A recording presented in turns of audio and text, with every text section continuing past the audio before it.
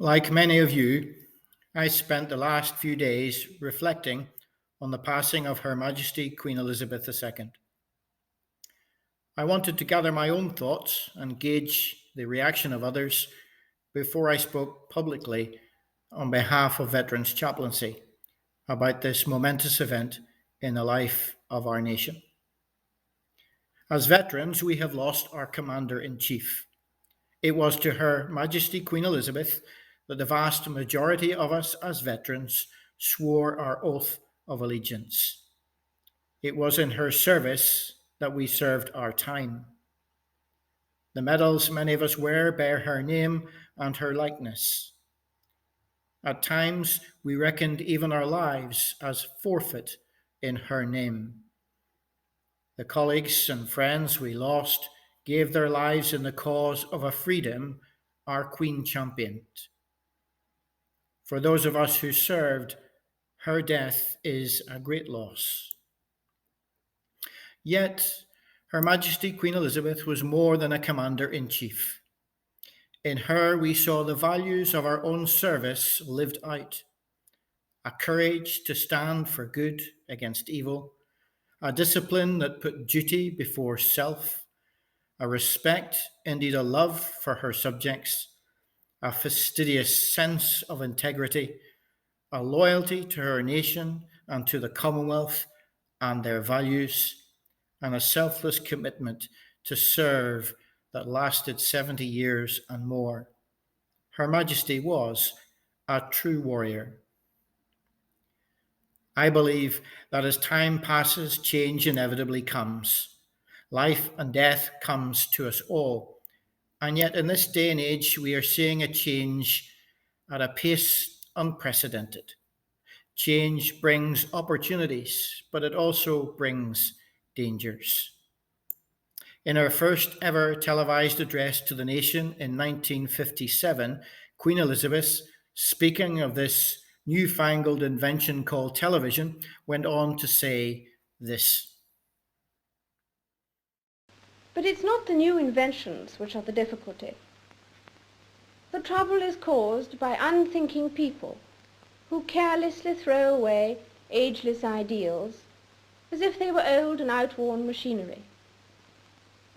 They would have religion thrown aside, morality in personal and public life made meaningless, honesty counted as foolishness, and self-interest set up in place of self-restraint. At this critical moment in our history, we will certainly lose the trust and respect of the world if we just abandon those fundamental principles which guided the men and women who built the greatness of this country and Commonwealth.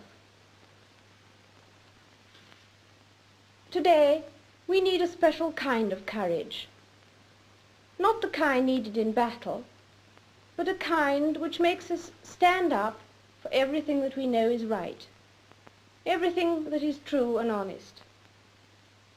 We need the kind of courage that can withstand the subtle corruption of the cynics, so that we can show the world that we are not afraid of the future.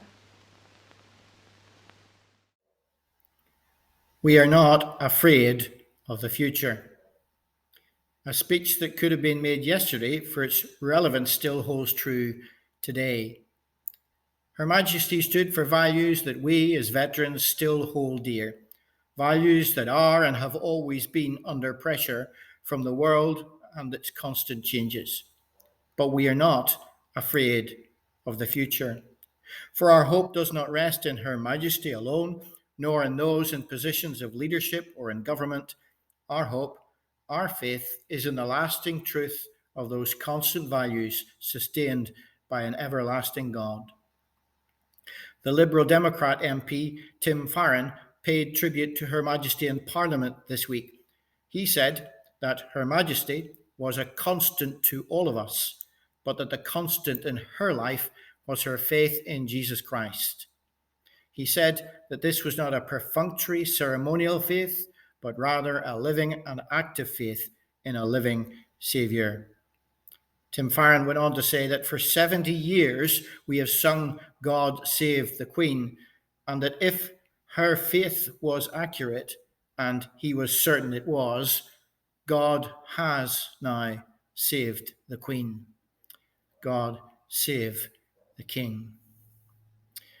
Indeed, Her Majesty Queen Elizabeth once said that for her, the life of Jesus Christ, the Prince of Peace, whose birth we celebrate today, is an inspiration and an anchor in my life, a role model of reconciliation and forgiveness. He stretched out his hand in true love, acceptance, and healing. Christ's example has taught me to seek to respect and value all people, of whatever faith or none. Her Majesty said that in her address to the nation on Christmas Day 2014. I reflect on a little mystery, and that mystery is that as the flags were lowered at Buckingham Palace and at Windsor Castle, a common phenomenon was seen at an uncommon time: rainbows in the sky above. The rainbow has long been a sign of hope for the future, but in the Bible it is much more. It is a reminder of the covenant promises of a holy God to his chosen nation, an assurance that they need not fear the future. Death is an inevitable fact of life, but it is not the end. Her Majesty's death is a great loss, but for a woman of faith in an everlasting God, it is not the end. God has saved the Queen.